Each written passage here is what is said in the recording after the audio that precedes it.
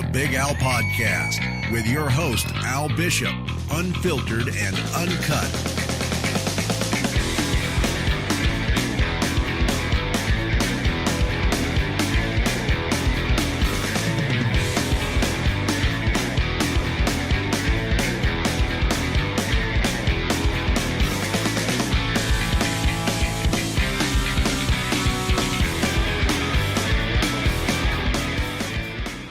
Cool, and we are a go. Welcome, ladies and gentlemen. My guest today is the mighty Dino Bagattin, the Lion, also formerly known as the Beast from the East.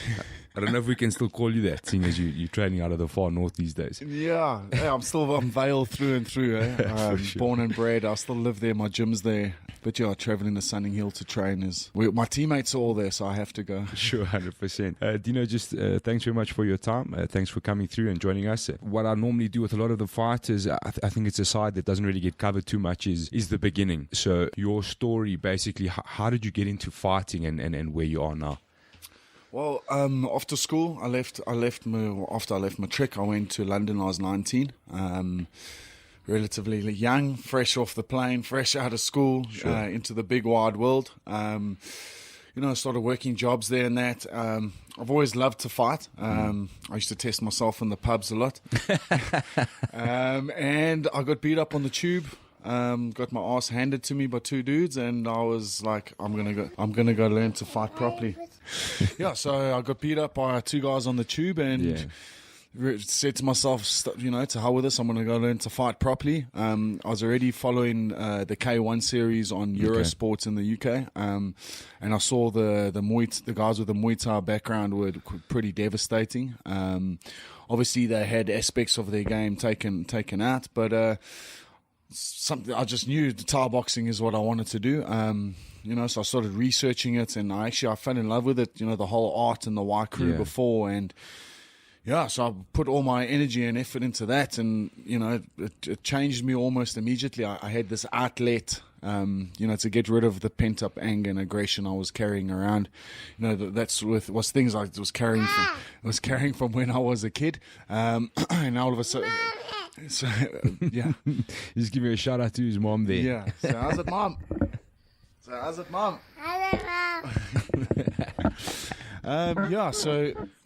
Muay Thai, I fell in love with it. The whole art of it.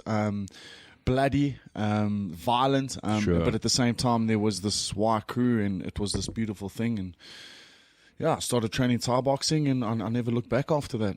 Okay. And then, where were you training Muay Thai, overseas or back home? No, I was in London. In London.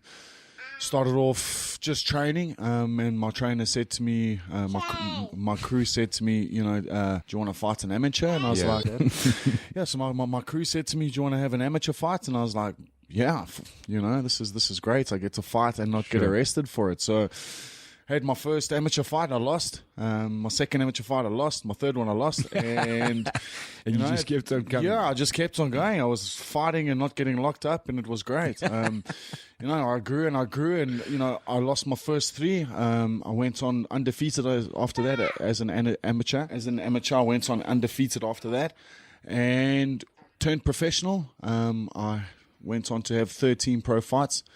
Undefeated. I won the ISK British title, and then I went on to win the ISK Commonwealth title in Scotland. So, that was, that's how it all started. Moved back to South Africa. Thai boxing, was only pretty big in Cape Town.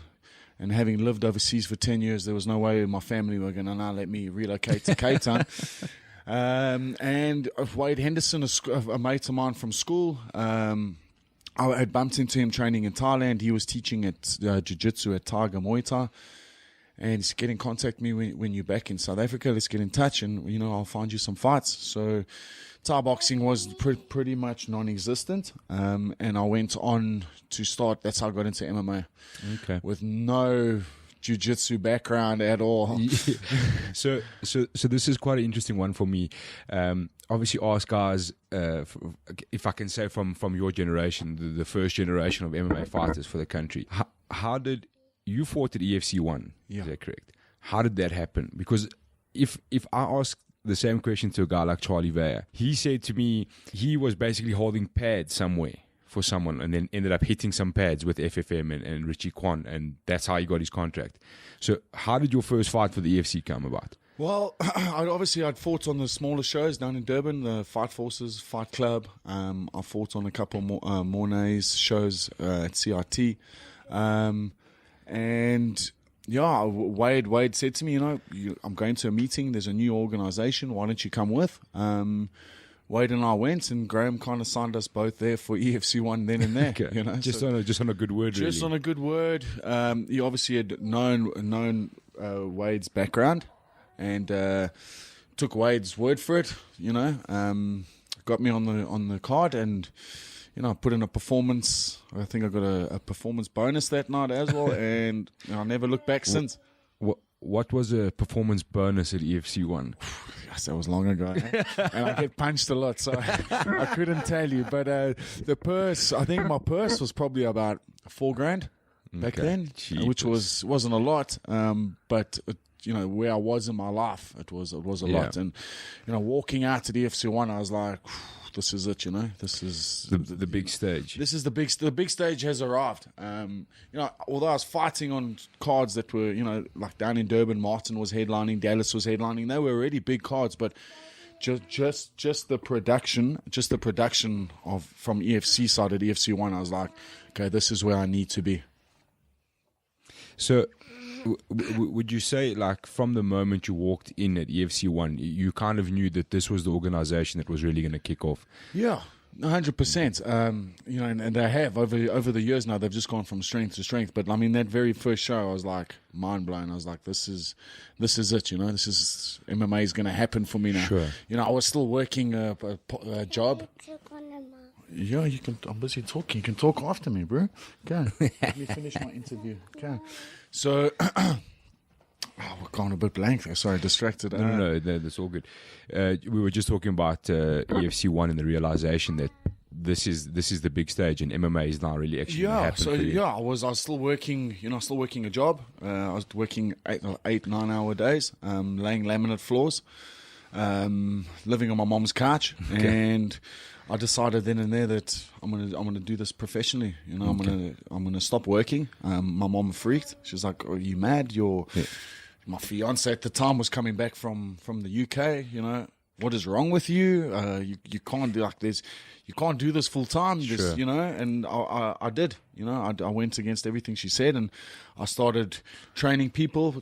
Personal training. Guys that wanted to learn Thai boxing or boxing, and went from making 200 Rand a day, because that's what I was getting paid, to 200 Rand an hour. Not every hour, every day, but, I had one client coming twice a week, and 400 Rand compared to the 1,000 I was getting paid, at least I was happy. Sure. The recession, it was the time of the recession had hit, so there was really no work, and the guy was paying me $200 a day, and that's all he said he could afford. I was running 3 sites for him, and I didn't see myself growing. I was like, this isn't really what I want to do.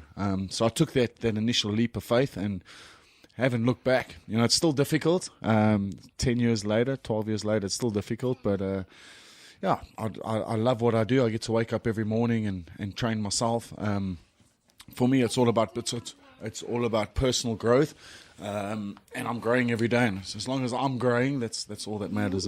And just on your personal side, obviously you've been with EFC from the very first one right up until you fought at EFC 55. How much has changed in that time period?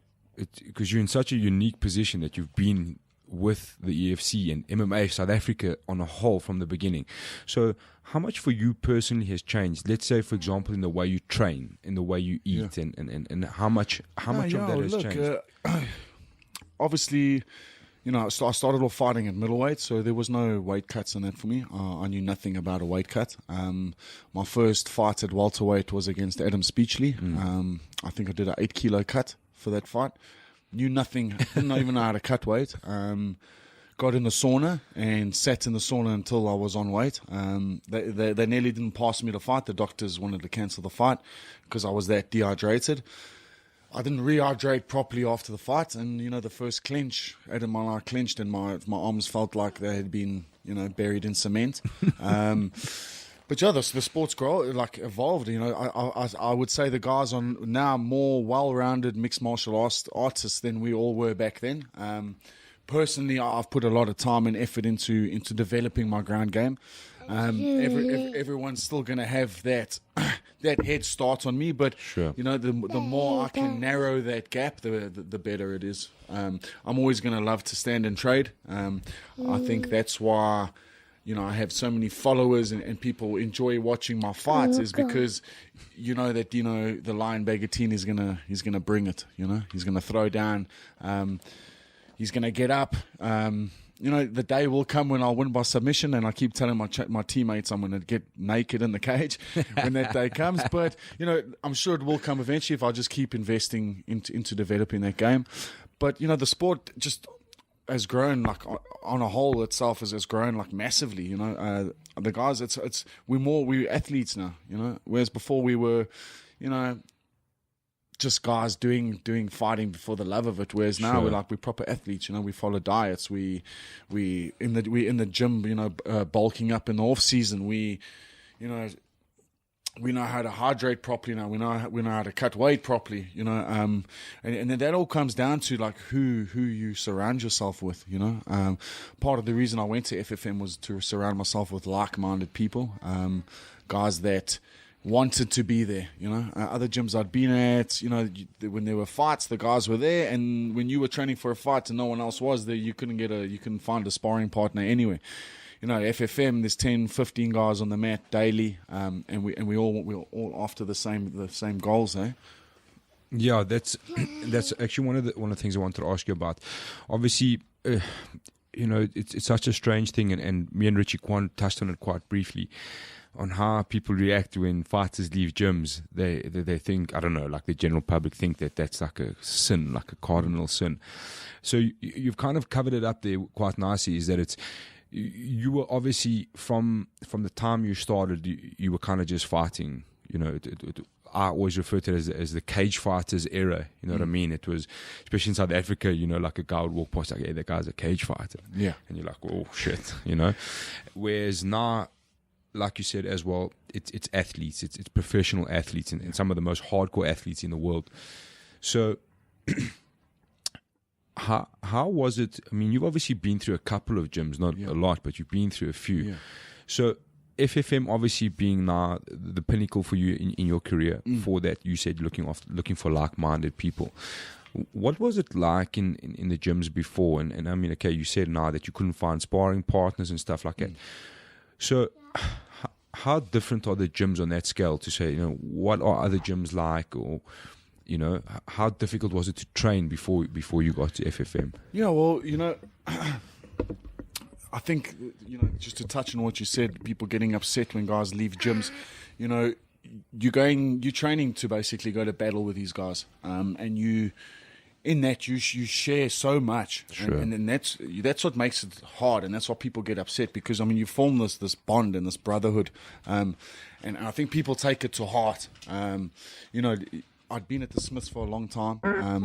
I won a title under Peter. I speak to them regularly. But for me, it was about evolving. Stand up. Peter was trying to get me to box. Change to boxing, you'll make more money. This and that.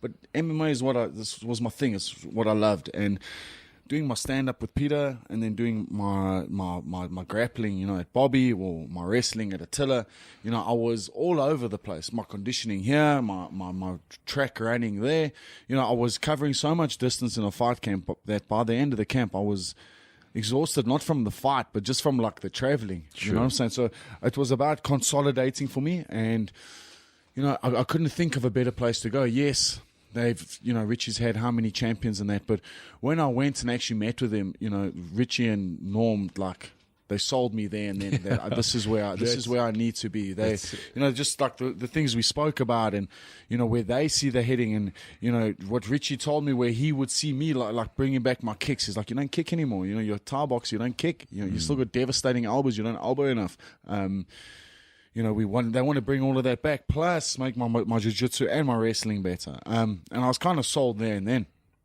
on moving to FFN, and the fact that everything was under one roof. I kind of arrived there in the morning, I'm there until I go home in the afternoon, and then I'm running my own business. So just the fact that there's less traveling and there's more guys, and everyone's after the same thing. We're all there to better ourselves, better each other. And, you know, not that I haven't had this anywhere else, but, you know, we've got a bond there, like a brotherhood, you know, group of friends. I mean, I'm going through a lot personally, and, you know, the guys are constantly phoning me to check up on me and, you know, how you doing, and is there anything you need, and so on and so forth. And yeah, it's just, I mean, I see myself finishing my career there. I feel, you know, unless I get kicked out or something, which I don't see happening, but I'll finish my career at FFM. I would say I'm coming to the twilight of it now, being 35, but, you know, I'm keeping up with the youngsters daily. So, I mean, when I told them my age when I turned 35, they couldn't believe it.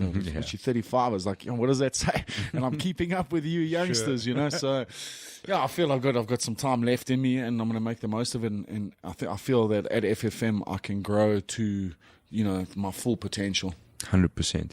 And it's quite a cool thing. I like that, the consolidating, understand. So I've always been saying to people, one of the strangest things in South Africa, especially with MMA, is that you don't find major facilities. Okay, FFM and a few of the other big gyms are the exception, but there's no under one roof where you're finding everybody, wrestlers, Muay Thai guys, boxers, jiu-jitsu guys, all of it, you know.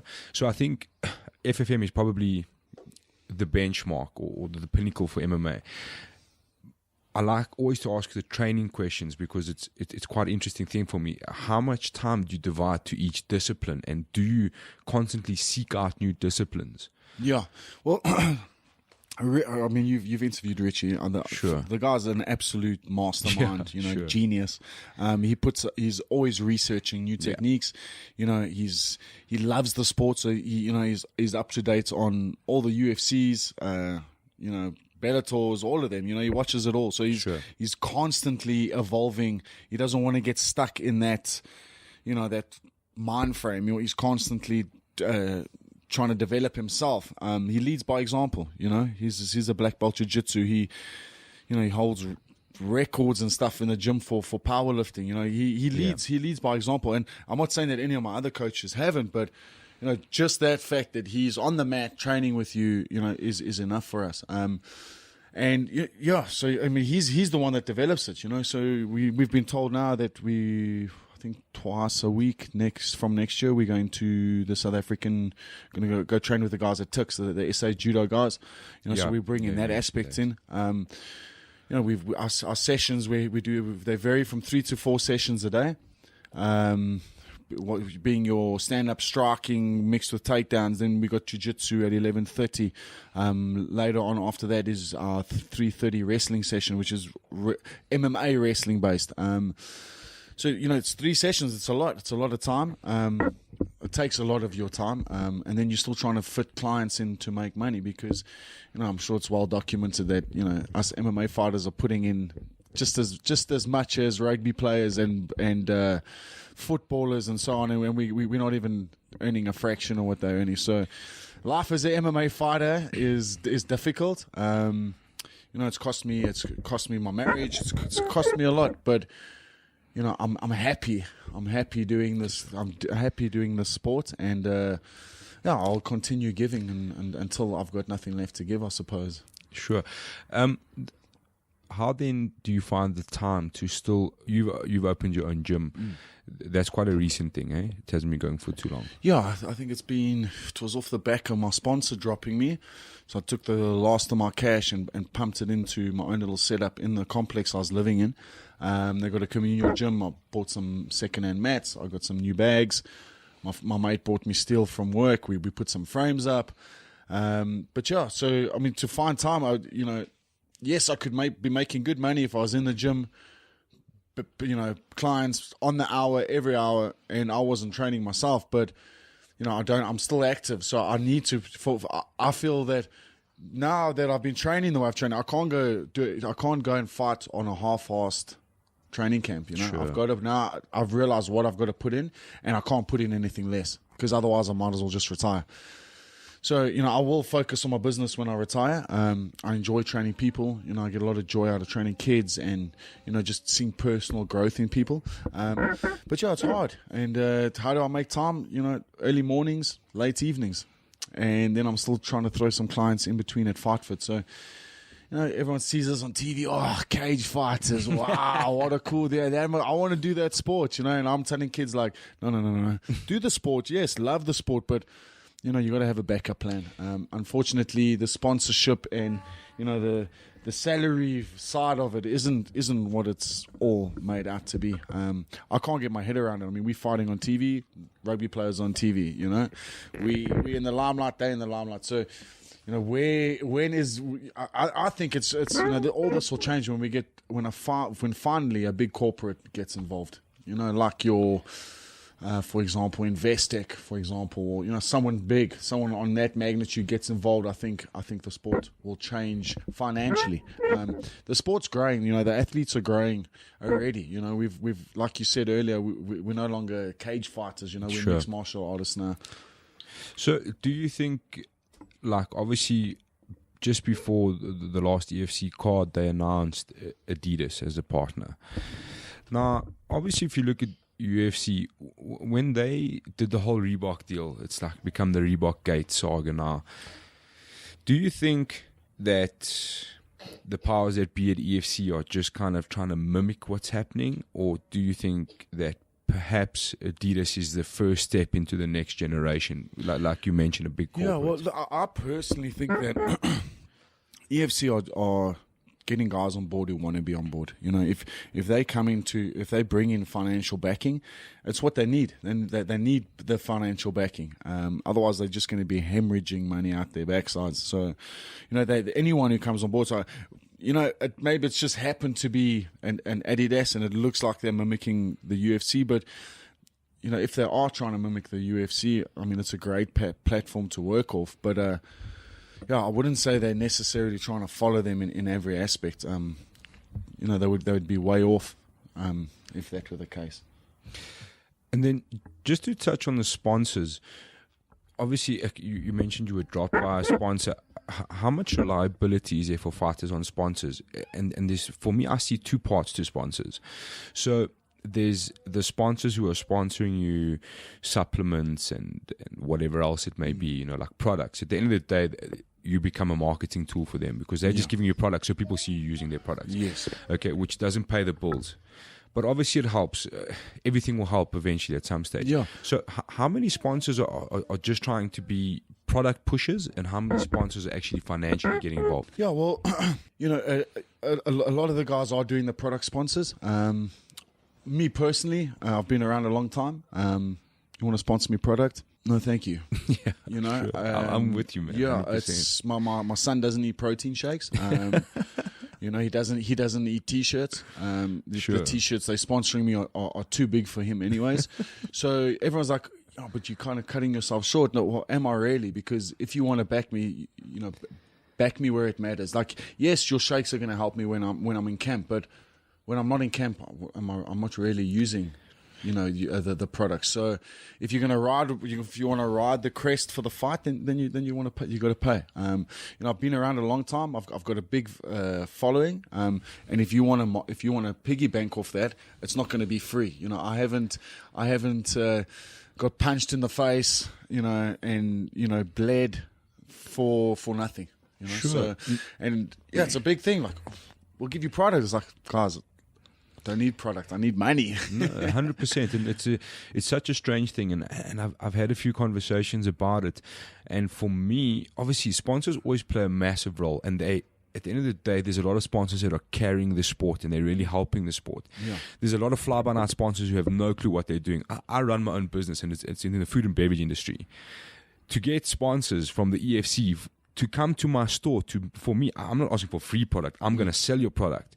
They're just nowhere. So I'm like, well, you guys are leaking product every day. Yeah. But the people that want to sell your product, that's the whole point of your whole exercise, is to get people like me to come and buy your product. And it doesn't happen. So all of this stuff has shown me a lot of things. That there's a lot of sponsors, obviously, that are smart enough to realize that MMA is about to kick off in another level in South Africa. We've come so far, and the next evolution is about to happen. So they're trying to like just use that marketing tool, and they're using fighters. And I think you've given us a nice perspective, because you've kind of said, look, I am Dino Bagattin. I've been here from the beginning. I am probably in the top 10 biggest names in MMA in this country. When we look back at Hall of Fames, we'll be mentioning your name. You know what I mean? When you look at your divisions, we'll be mentioning your name. You will be in the history books. So if you want to be my sponsor, take your shakes and shirts and shit elsewhere. Yeah. You know what I'm saying? And bring me the money. Yeah, That's bring me the money. I mean, you know, and I might be wrong in saying this, and you know, I'm hoping I'm not cutting myself. I'm with you 100%. Yeah, Dino. I hope I'm not cutting myself short in the future. But you know, they just want to ride your back. So they're riding you. They're riding everything you've created. Yeah, we'll give you free product. We'll give you yeah, this free, that free, that free. Oh, we can't pay you money, but we're gonna ride the hell out of you. You know what I'm saying? And I'm like, whoa, you know. If you want a piece, then pay the price. No, 100%. Are you? And I mean, if you've obviously interviewed a lot of guys, and what I feel now, the sponsors that really stick by the fighters are the guys that enjoy the sport, who understand what we put in on a daily basis, and they appreciate that and they value that. You know, Ace of Waste has been with me, you know, for a few years now. We cancelled the contract this year, and now he's in talks of coming back on board, which is great for him, because he values what I do, and what I bring to the sport as almost like a mentor. You know, I brought him little JP Base and Bokang, who fought the other night, sure. And you know, he's sponsoring them as well. But he understands the sport. You know what I'm saying? He wasn't a fighter himself, but he knows what it takes to be a fighter, and what we're putting our lives on the line. You know what I'm saying? We're putting everything on the line to get in that cage and enter, because we're entertainers. And, you know, that's how I see it. I'm just like a musician. Sure. And I get in there, I'll entertain the people on the walk to the cage. When I'm in there, I'm entertaining the crowd. You know, I'll play to the crowd. I call them. I tell them I can't hear them. You know, so we entertain. And the guys that are backing the fighters and staying with them for a long time, you know, they value what we're doing. Yeah, that's 100%. And they also, in turn, growing the sport at the end of the day, because without a lot of those big name sponsors, none of this would be happening. And there's, like I said, there's two portions of sponsors, and it's such a tough thing for fighters. A lot of people don't realize when they watch someone like yourself fighting that there's a whole nother world. When you leave that cage, you have your family. You've got to live at the end of the day, and it's not. Nobody's earning Conor McGregor money here. You know what I mean? Nobody's driving around. There's no Rolls Royce with Dino Bagattin's face down the side. You know what I'm saying? It's a Kia Cerato. And it still doesn't have your face. Yeah, right? well, you know, I mean, a lot of people, you know, mistake us. Like they think we're in this for like the fame and the fortune. Sure. You know, the fame is there. Yes, I get recognized wherever I go. The fortune is definitely lacking. But you know, the reason I'm fighting is to better my son's life. Sure. You know what I'm saying? Better my family's life. You know, and I love to fight. So I'm waking up, I'm getting to do what I do. But when I get in there, I'm fighting to better him. And a lot of the fighters are doing that. You know, a normal job is doesn't satisfy everyone. You know what I'm saying? Sure. And like this, I'm getting satisfaction. And I may not be a millionaire, and I'll probably die a poor man, but you know, I'm getting to do something I'm passionate about every day. And I want to set a good example for him, because, you know, my dad always said to me that if you love what you do, you're never going to work a day in your life. And sure. I've kind of kept that with me, and I'm loving what I do. So am I working? Yeah, I'm working. Am I training? Yeah, I'm training, but I'm happy. You know what I'm saying? No, sure. And that's quite a reoccurring topic on this podcast is something we discuss quite in depth is in MMA, the passion versus profit. So the sport as a whole is fueled on passion. And it's not a South African thing, it's an international thing. I mean, if you follow MMA quite religiously, you'll often find not big names, but main card fighters in the UFC that are like, hey man, I don't have my money, you know, like I'm trying to survive here. So I think that's the nature of the beast is the financial glitz and glam is unrealistic. You know what I mean? So people see the show and they're kind of like, oh man, these guys are making serious money here. But the reality is that it's not always happening, and it's not happening as big as it should be. Well, for everyone, you know, everyone's getting a different cut of the pie, you know, and I think this fighters union that's being talked about and being formed. I think that's a massive step, and I'm pretty sure it's going to follow suit in South Africa soon because, everyone's standing up and going, but shit, we've given our lives to the sport. Like my opinion, and this is my opinion about fight sports, is if you keep a guy hungry, he's going to fight harder. You know what I'm saying? You start paying him good money, he gets lazy, but if just give him like that little bit just to like survive until he fights again, keep him hungry and we'll keep him poor, keep him starving, and he's gonna fight harder. He's gonna fight with all he's got until the end. And so I've been following like this thing a lot, and then you start reading about guys that are Hall of Famers in the UFC, and like they don't even have 2 cents to rub together. Sure. Living on welfare and stuff like that. And is that fair? Is that fair? Like this UFC's this multi-billion-dollar organization, and the guys who built it on their back are going hungry. Is that fair? I don't think it's fair.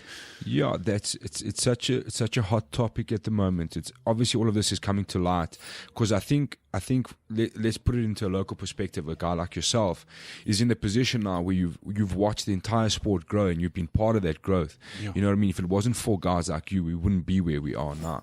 Fair enough. Obviously, the EFC has played a massive part. They've brought the production around, and they've really focused on and channeled and done things correctly. But at the same time, without the talent, there's no show. Yeah, well, with no fighters, there's no show. Exactly, and if everyone walks out tomorrow, I mean, if this fighters union thing happens and they all decide, like the South African rugby union, if the players union, if they decide they're not going to turn up for the match on Saturday, there's big shit. No, Those sure. contracts get renegotiated very quickly when something like that happens, and I see it happening in the UFC. I'm pretty sure that once everyone's on board and this thing rolls, Oaks are going to have, well, I'm not going to fight then. And without the fighters, you got nothing. No, sure, and it's a strange thing because one of the big things that's coming into light, the way I see it, is that they're asking what percentage of turnover are the fighters getting. And that's an interesting perspective because at the end of the day, yes, even again locally, the EFC is a corporate organization. They're a business. So it's nice to ask those questions. And I'm with you 100%. I think that snowball of a fighters union is really going to kick off because there's no reason why it shouldn't happen. Yeah. I mean, there is really no reason because who's setting the ground rules for you? I mean, how long ago, how many fights did you fight before you had medical aid coverage? Jeez, man. Medical aid coverage is a new thing for me. Exactly. But this what is scared exactly me was Aussie. That incident with Aussie, I was fighting with no medical aid. I was getting stitched up in government hospitals, and then this thing happened with Aussie, who's a good friend of mine, and I was like, okay, this is serious shit now. You know what I'm saying? You need medical aid. This is like a must. And Sure. And like I've just dropped it down now, my medical aid, because it's bloody going up, and I've got my fee, my fees are always exhausted because I'm always at the physio and the dentist, and like so I'm always putting money in. So I was like, well, I'm going to drop it down to like a hospital plan now and pay for everything cash because I'm paying everything cash anyways. Sure. So what benefits? Now EFC, when we fight, if you don't have medical aid, you are covered though through their associates. But that wasn't around before. So it's just a small example of the medical aid. You know what I mean? Why, as fighters, do you not instantly have medical aid from the company? Because if I go and design fucking pizza boxes for some corporate, I got medical aid. I'm covered. You know what I'm saying? So somebody's putting their life on the line, doesn't have medical aid. Like it's such a strange thing for me, and it's such a simple right.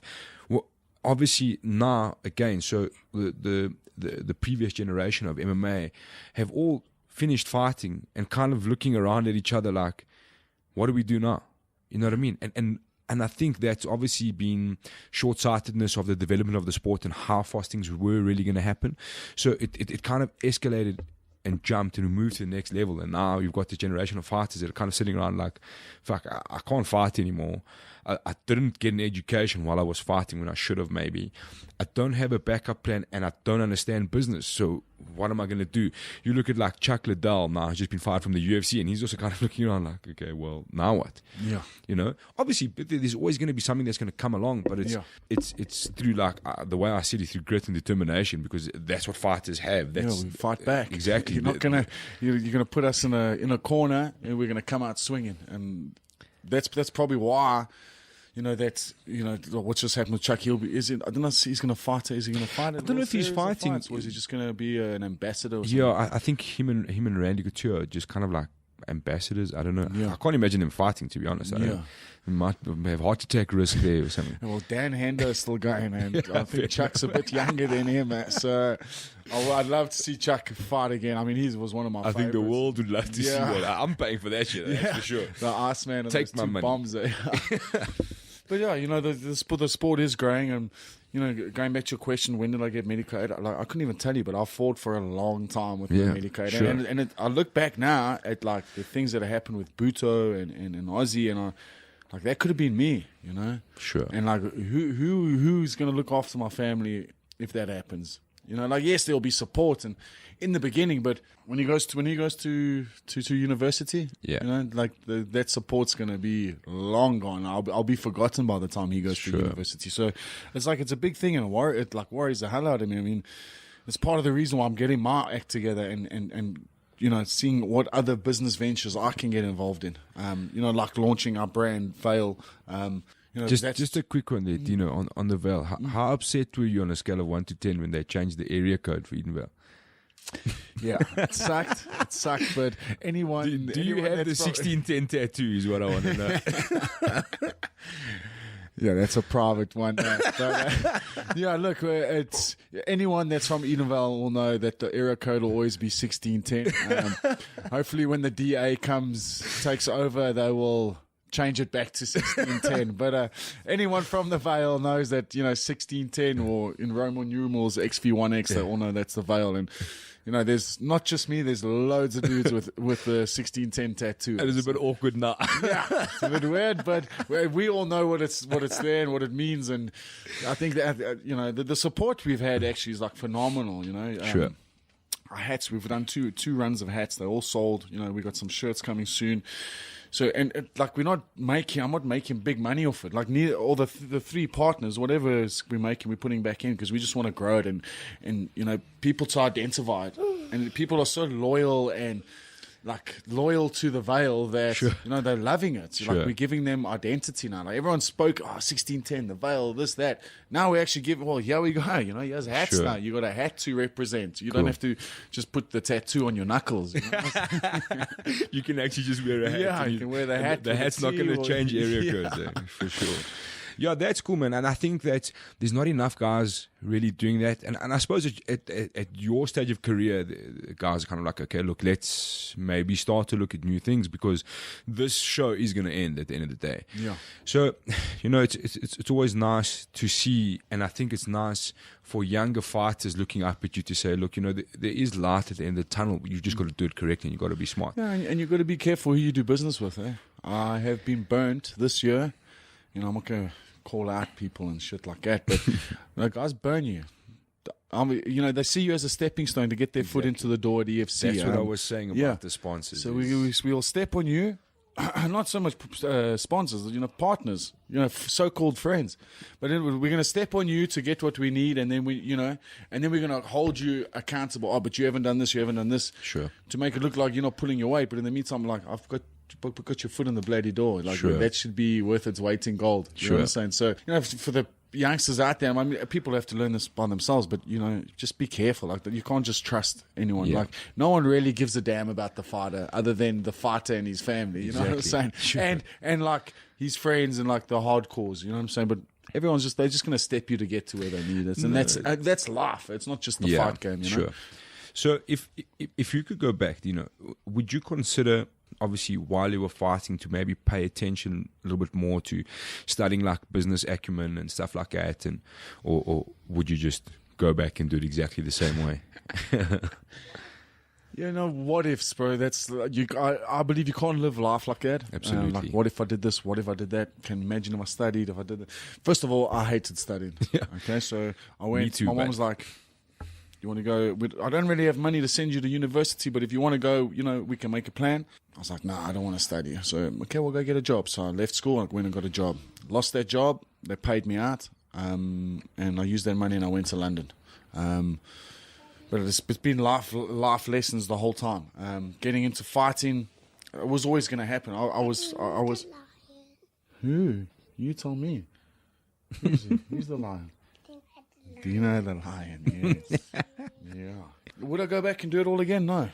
I mean, I'd do it exactly the same. I was always going to be a fighter. I knew I was begging my mom to wrestle. I did Greco-Roman wrestling when I was a kid.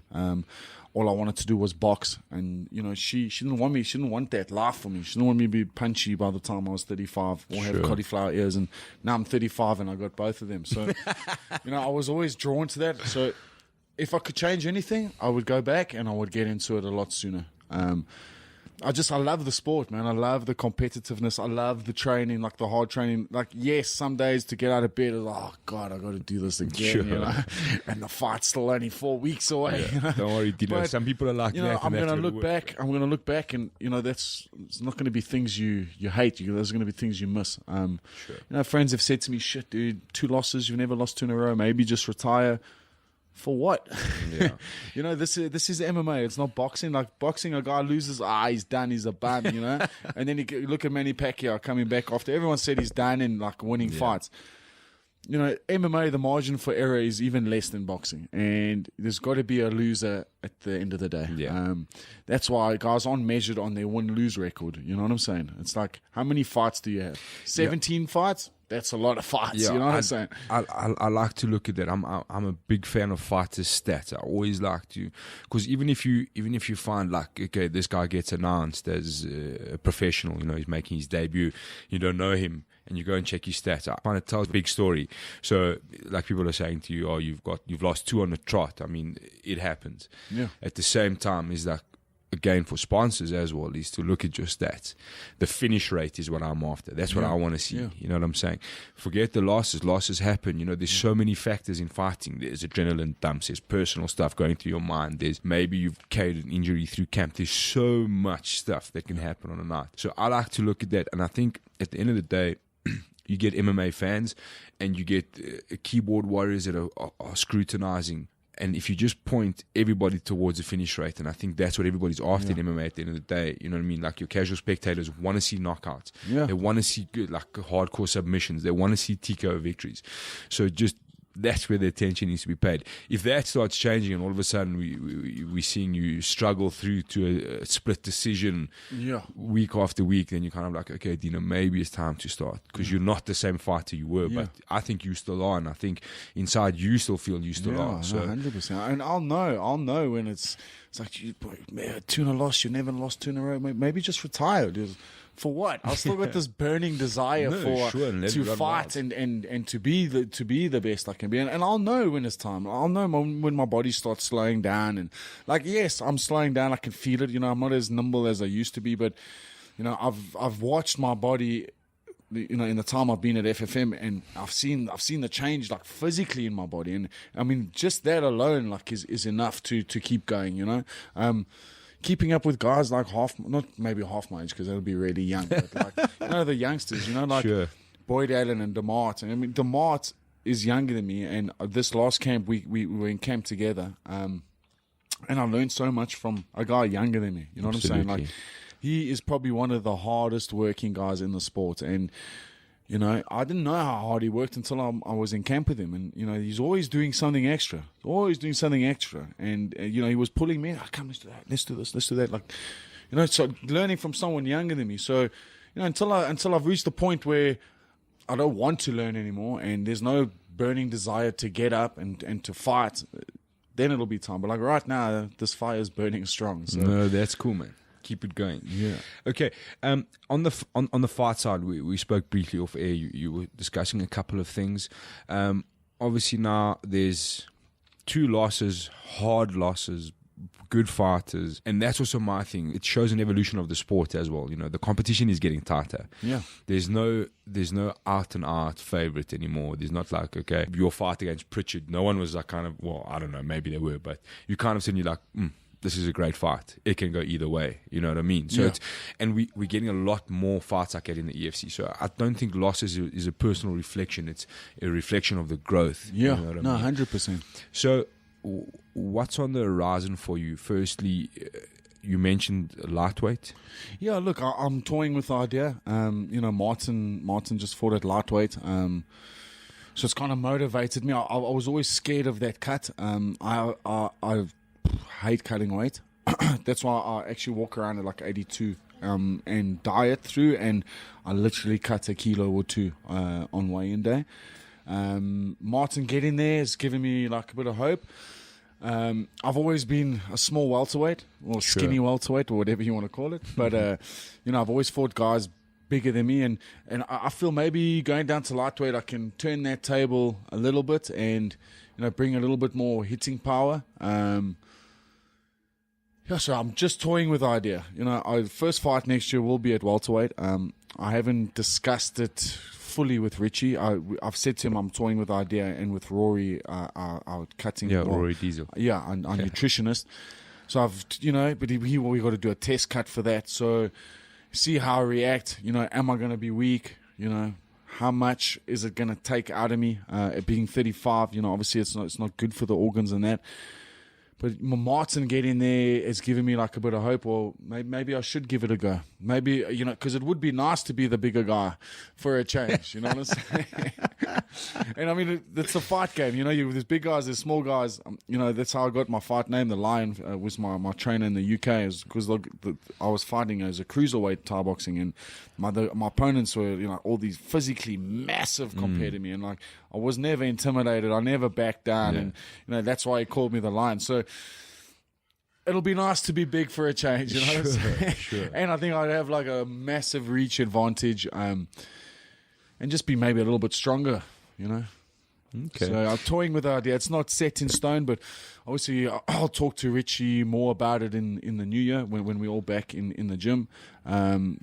Speak to Rory, get the fights out of the way, and then maybe do a test cut to lightweight, or maybe speak to Graham and see if they can give me like something at catch weight, just to like test it. See how far you go. Yeah. Okay, cool. Obviously, Rory Diesel has got his whole scientific method to get it down, but does he give you the confidence, knowing his ability to get down to lightweight? Yeah. He's a freak. Rory, we call him he's a genius. Yeah, sure. He's pulled off some stuff. I mean, not at Fight Fit, but in the past, I know he's worked with fighters, and he's made like guys have lost like 15, 20 kilos, It's crazy, man. And so he really knows what he's doing, and he's always studying and reading up, and he may not have a degree or anything, but the man knows what he's doing, and we all put our faith in him. My last fight, we're not allowed to rehydrate again with the drips, the RV, the RVs. I know that we all know everyone's still doing it. I actually hydrated naturally. I felt better. I actually felt better than on the RVs. The RVs made me heavy and sluggish, and I really felt nimble and like at my best for this. And that was hydrating orally. So, Rich is like, we all want to be in the UFC, and in the UFC you have to hydrate orally. So we're gonna do it too. So we hydrated orally, and yes, we maybe be the only gym that is hydrating orally, but we all got aspirations to get to the UFC. If that'll happen in my career, who knows? I know Dana would love, my attitude towards fighting. I always rock up, I always come to fight. So I'm not ruling it out, but at 35, and maybe I'm a little bit long in the tooth. But I'm not ruling it out, Sure. I'd like to maybe get 1 or 2 international fights in. Still got plenty to give. On that note, would you consider perhaps retiring from the EFC in the next couple of years and maybe have a stab at like Fight Stars Pro Division and try have an international fight in the WSOF? Yeah, I'll give it a go. I have had some international organizations contact me recently, and I'm toying with the idea of going over to fight overseas. I know that they're going to feed you to the wolves. Yeah, you go there to lose. Yeah, you're going to go there to lose. Sure. But they were offering me, I think it was $3,000 to turn up and $3,000 to win. And I took that's like 47 million rand. Yeah, I took the max of $6,000 and I timed it by the exchange rate, and I was like, oh my fuck, look at this. And I'll go. And Rich is like think about it, bro. They're going to feed you to a 10-0 or something, feed you to the wolves. I'm like, Rich, the motherfucker's still gonna fight me, bro. Your only chance of winning is by knocking that oak still, bro. Otherwise, you fucking out the door, but it's bro. the fight game, and it only takes one punch. And yes, they're feeding you to the wolves, but the guy's still got to turn up and fight you. So his wife could have left him that morning, or they had an argument, or he's carrying an injury. Like anything can happen, you know. And walk away with $6,000. That's good money, eh? So, yeah, fair enough. Yeah, so I am toying with the idea. When I do retire from MMA or from fighting, I will look at, trying the smaller organizations, just for like a swan song. Cool. LFS, there's LFS, there's World Series of fighting. There's lots of new little promotions coming up, and maybe putting an old dog on there is going to draw people to their shows. But right now I'm contracted to the EFC. That's where my bread is buttered. So. I think my new contract. I couldn't even tell you how long it's for. But until I'm done fighting at the EFC, or I've retired and make a comeback, anything's possible then. But right now I'm contracted to them, and that's where I'll stay. 100%. And who would you like to fight next? Is there anyone in particular you got in mind? I'd love a crack at Joe Cummins. I can't stand that camp. I think it's. Lots of people has been well documented my antics cage side when they fight. I don't know what it's all about. They're not Irish. They're trying to be Conor McGregor. I know EFC's getting them to something like it's because it sells tickets. Yeah. Everyone hates Bagattin, so now they all want to come and see his ass get knocked out. You know what I'm saying? But yeah, you got to draw a line. Like, you can't keep talking smack and you got knocked out in 12 seconds by Michiel. You know what I'm saying? I didn't see the fight with Bursky. I know he beat Bursky, and then he's going to fight Chef. Now he's backtracking because he wants to fight Drickus. Just two things there quickly. Like Bahati Bursky, there was a massive size difference there. Bahati he's massive at that weight. He's huge. Yeah. So off the bat, you're kind of looking like, and it's exactly what Bahati knew. If he got on top, it was over. And that's pretty much what happened. Yeah. He's just too powerful. I think Bursky was a little bit, he was walking in a shadow there. It was quite scary. And another thing I took off straight off the bat there, from the time Chef walked into the cage, he's already won that fight. I tell you now, I'll put whatever money I own on that shit. I'm telling you now, he was shitting himself. Yeah. And he's, you're on steroids. Yeah. I mean, fuck off, what are you talking about? What comeback is that? Because whatever steroids there are to make us cut weight like that, hello, I'm looking for them. Yeah, so just let me know. You know what I'm saying? I mean, but he shouldn't be running his mouth about steroids. He's missed leg day too often. Yeah, like if we're working on the smell test, we know who's failing that test. I mean, I don't know. Bahati must be on juice because his legs are the same size as mine, and I'm a welterweight, bro. I think my calves are actually bigger. When I've got them in, most days I leave them at home. But that was he's scared. He's been running his mouth, and now you got what you wanted. Eh? Sure. So and Papa Shark, Chef is just a different kettle of fish. That's another animal, man. Chef brings such an intense like mental strength to the whole training camp. When I first arrived at FFM, I used to sit and watch Chef, and the guy's sitting before training, he's writing his notes. He sees Ian in the morning, who's does all the mental stuff. It's just a different kettle of fish, and I've called it. My call is that we won't see Bahati in South Africa again when Chef's done with him. Yeah, and simple as that. If he shows up for that fight, and man, that'll be the last. He'll go back to fighting in some pub, some shitty little community centre in Birmingham or wherever they're from. But me personally, I want to crack at Joe Cummins. He'll stand and trade a bit. I like to stand and trade. The crowd want to see stand-up fights. That's all. That's the only one I'm really gunning for. But he's already pulled out once. I think he's scared of the FFM guys. He pulled out of the fight with Martin as well. Temba Garimbo, I think, broke him. Yeah. Made him realize what he's in for when he fights guys from FFM. But Joe Cummins is only the one I'm really gunning for. But whoever EFC give me, fight's a fight, man. Sure. Yes, you prep for the person. There's a few different things that you change in your strategies and stuff like that. But fight's a fight, so it doesn't really matter who. and I've said it before, I'd like another crack at Fadipo. I felt I could have given a better showing on myself in that fight. He won fair and square, not disputing that, but I'd like another crack just to have another go. If he ever comes back. Yeah, if he ever comes back. But I don't know. You don't know what the internationals. I hear so many different stories, as to why he hasn't been back. And then, then all of a sudden he's got an easy fight and he's my visa's fine. And then he's broken up with his girlfriend and then he's not turning up for his visa point. Like, you're never going to know. But, I feel like they just come in here for holidays. Easy fights, like the money can't be that good, if you convert it to pounds, so it can't be that good.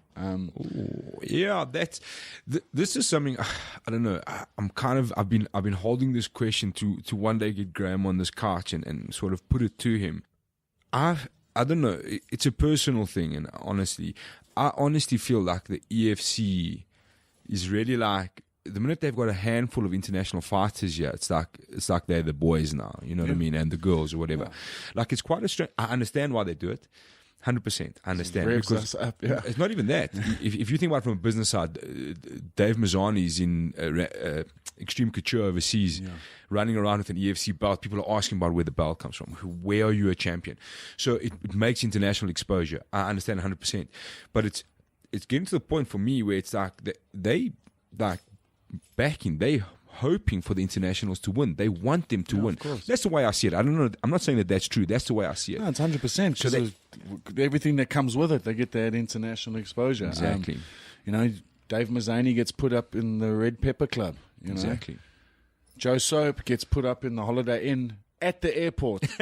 You know what I'm saying? So obviously, they've got to look after the internationals, but, we to hell with it. We'll get our own accommodation, You pay for our flights, we'll get our own accommodation, and, going forward, what you were going to put on for accommodation for me, you can put on my purse. That's the approach I'm going to have. But, it's nice having the internationals, You want to test yourself against international opponents anyways. I've been around for a long time, and I feel fighting internationals now is, my way forward. Cool. Unless there's new youngsters coming up. I know I'm always going to be a stepping stone now. But I think I've got enough left in me, I can make another run for the title. I just need fights. I feel the more active I am, the better I am, the sharper I am. Fighting Cameron, I'd been out for a year and a half, which is a long time. Yeah. Yes, I'd been training and sparring and all of that, but, game time is game time. So, yeah. Who do I want to fight? Joe Cummins, yes, but I don't really care. I want to be on that first show in March. I've got debts to pay and a kid to feed, so I want to be on that first card. And I'm aiming for 3 or 4 fights next year.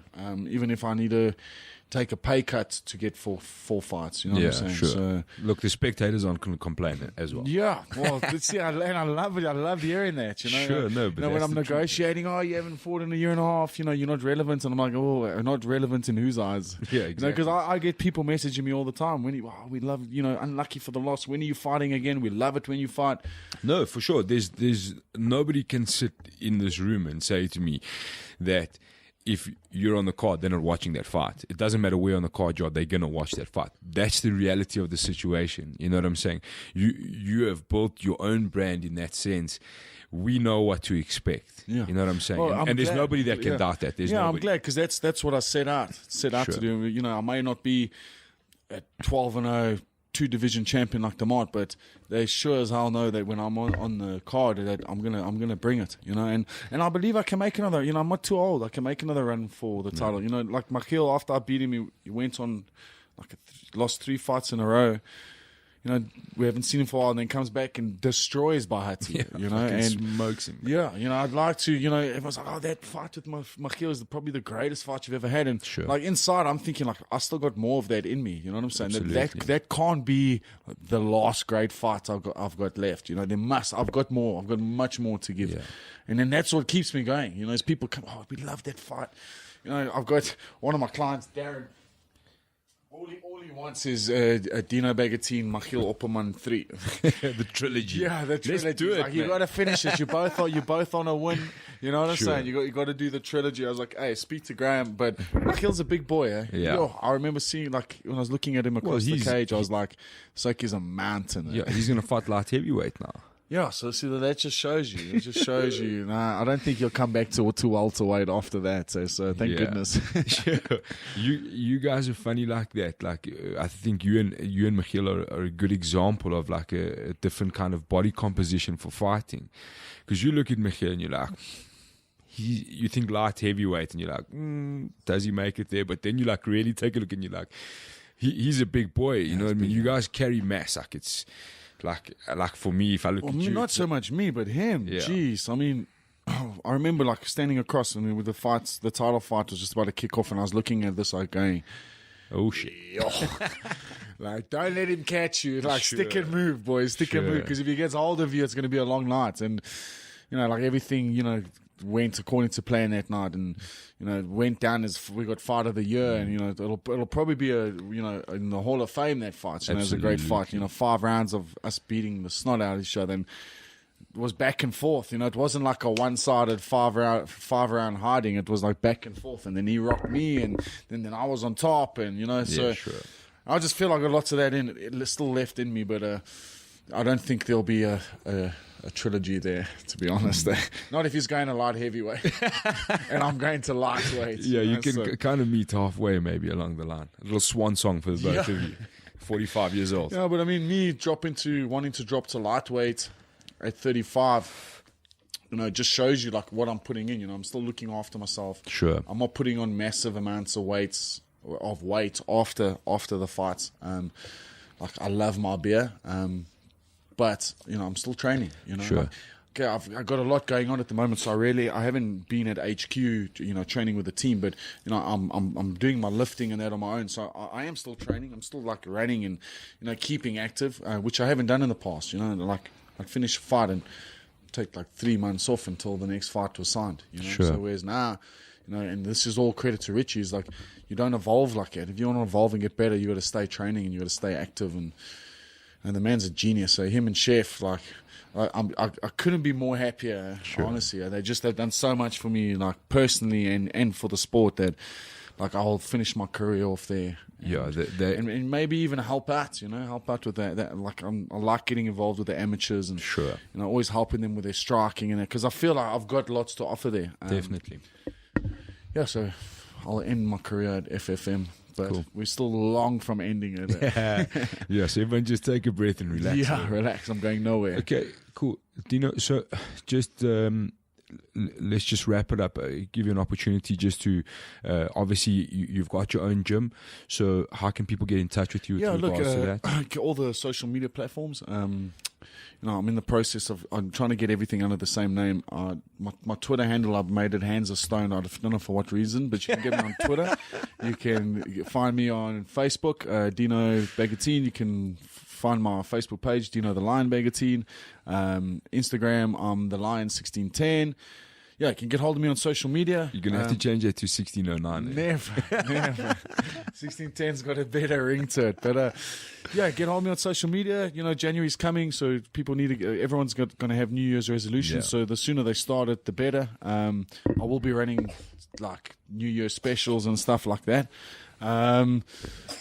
Yeah, and then I just want to, thank, sponsor Ace of Waste, Bernard Muir at Ace of Waste. He's been with me, for a long time. Appreciates what I do, so I need to thank him. And then just my coaches, Richie, Chef, all my teammates, thanks for all the support. Thanks for believing in me. Thanks for showing me how. The Sharkmen, we are brotherhood, and I think it's something everyone needs. Everyone wants that sense of belonging, and I think I found mine with them. So 100%. Massive shout out to Richie, and that's pretty much it. And my little boy, Luca Rossi, Bagattin, the little lion. Say, how's it, guys? Yeah. Cool. So And- thanks for having me on the show, Only a man. pleasure, man. Thanks very much for coming through. And just a last note there, your stuff, the veil. Yeah, the Veil, you can go to our website, Veil Brands. You don't have to be from Edenvale to buy it. The Veil's got a ring to it. But yeah, veilbrands.co.za. You can order, everything's ordered online. Facebook page, the Veil. It's all there. 100%. Find us, like it, buy the stuff. Yeah, and just, thanks to all the fans for sticking by me through the years. And I promise you all, I've got plenty more to give. So watch the space. 100%. Awesome, Dino. Thanks very much again for your time, bro. We wish you all the best. We hope you get that fight in March. We hope it's Joe Cummins. I know I've seen everyone's after that fight. I think it'll be a great one. From me personally, we love to see you on the card. You know, it always just adds a little bit of extra flavor. You know, like I said, we know what we're gonna get when you walk in. Yeah, and long may it continue. I'm not going to 100%. change anything. Yes, I am going to win a fight by submission one day. But We waiting, and you guys heard it. He did say he's gonna get naked. yeah, or maybe not naked because No. He said naked. I fight with one of those Thai boxing cups, so I might not be able to get that G-string thing off in time, but I will run around in my cup. But submission one day it'll get there. But the fans, not everyone understands the grappling game, Sure. so the fans want to see guys throw leather. And then I'm going to keep doing that. That's my style of fighting, and that's what sells tickets. 100%. So I'm going to keep doing that. Cool. All the best. Yeah. Thanks very much. Thanks so much, man. And that's that. And we're out.